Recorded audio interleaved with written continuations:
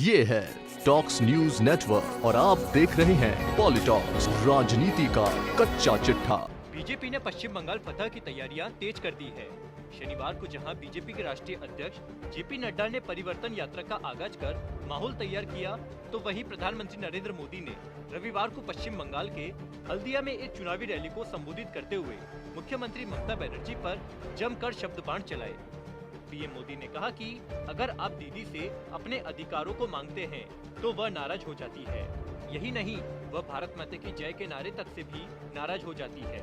प्रधानमंत्री मोदी ने ममता बनर्जी और उनके भतीजे अभिषेक बनर्जी पर हमला बोलते हुए कहा कि बंगाल के लोगों ने बुआ भतीजावाद को समाप्त करने का निर्णय लिया है।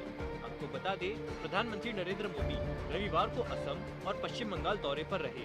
इस दौरान हल्दिया की जनसभा को संबोधित करते हुए पीएम मोदी ने कहा कि बंगाल की धरती के गौरव के लिए भाजपा के प्रत्येक कार्यकर्ता का त्याग, उनकी तपस्या, उनके बलिदान ने समूचे बंगाल को ये एहसास करा दिया है कि इस बार परिवर्तन होकर रहेगा। पीएम मोदी ने कहा कि बंगाल फुटबॉल से प्यार करने वाला राज्य है, इसलिए फुटबॉल की भाषा में कहना चाहता हूँ कि टीएमसी ने एक के बाद एक कई फाउल कर दिए हैं। मिस गवर्नेंस का फाउल, विरोधियों पर हमले और हिंसा का फाउल, बंगाल के लोगों का पैसा लूटने का फाउल, आस्था पर हो रहे हमलों का फाउल, किसानों को पीएम किसान योजना का लाभ लेने से वंचित किया गया है। पीएम मोदी ने कहा कि बंगाल के मेरे किसान भाइयों को विश्वास देने आया हूँ। इस चुनाव के बाद भाजपा की सरकार बनाना आपने तय कर लिया है। बंगाल में भाजपा सरकार बनने के बाद पहली कैबिनेट मीटिंग में भारत सरकार के किसानों की जो योजना है उसको तेज गति से लागू करने का निर्णय किया जाएगा।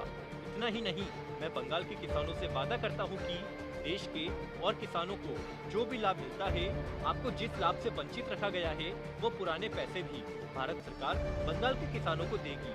प्रधानमंत्री मोदी ने ममता बनर्जी पर निशाना साधते हुए कहा कि माँ माटी मनुष्य की बात करने वालों में आज भारत माता के लिए आवाज बुलंद करने का साहस नहीं है।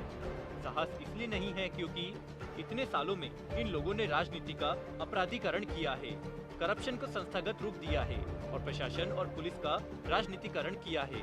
पीएम मोदी ने कहा, बंगाल में आप दीदी से अपने अधिकार की बात पूछ देंगे तो वो नाराज हो जाती है। यहाँ तक कि भारत माता की जय के नारे लगा दो तो भी वो नाराज हो जाती है।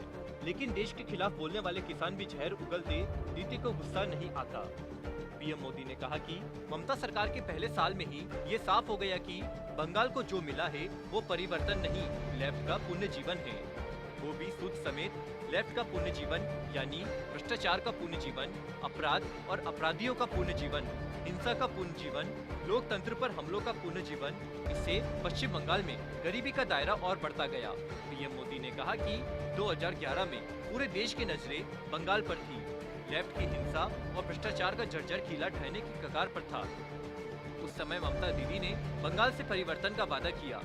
उनके इस वादे ने पूरे देश का ध्यान खींचा। लोगों ने भरोसा किया। बंगाल को आस थी ममता की, लेकिन उसे निर्ममता मिली।